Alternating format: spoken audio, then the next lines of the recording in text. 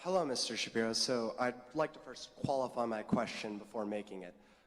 So, Mr. Shapiro, as a conservative intellectual, I respect you deeply, and I agree with you on a host of issues. However, there is one where I disagree with you, which is what we should do about climate change. While I agree with you that we should be skeptical of climate alarmists, I cannot help but think of Pascal's wager. If the skeptics are right, we have nothing to lose. But if they are wrong, then we have a world to lose. In a 1984 election advertisement, Ronald Reagan's campaign said, if you think there's a bear in the woods, you bring your gun.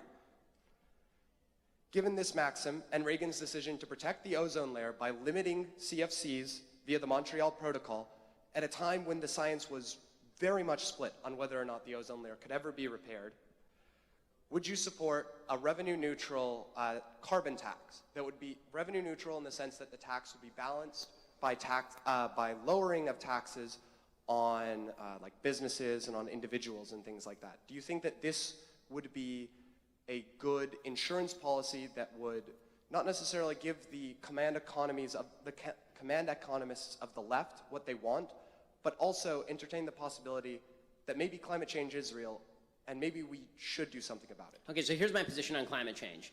I would say lukewarm on climate change in the sense that I think that the greenhouse gas effect has been proven in laboratories, that carbon emissions can make the world warmer. The question is the sensitivity of the climate to those greenhouse gas emissions, how much is absorbed by the oceans, for example, and what effect that has on the climate long term, because the computer modeling has been so flawed thus far. That said, even if you believe that let's say that we take the IPCC estimate, right? The IPCC estimate is that we're supposed to increase, I think, by the end of the century by 7 degrees Fahrenheit is the global estimate. So that varies obviously place to place.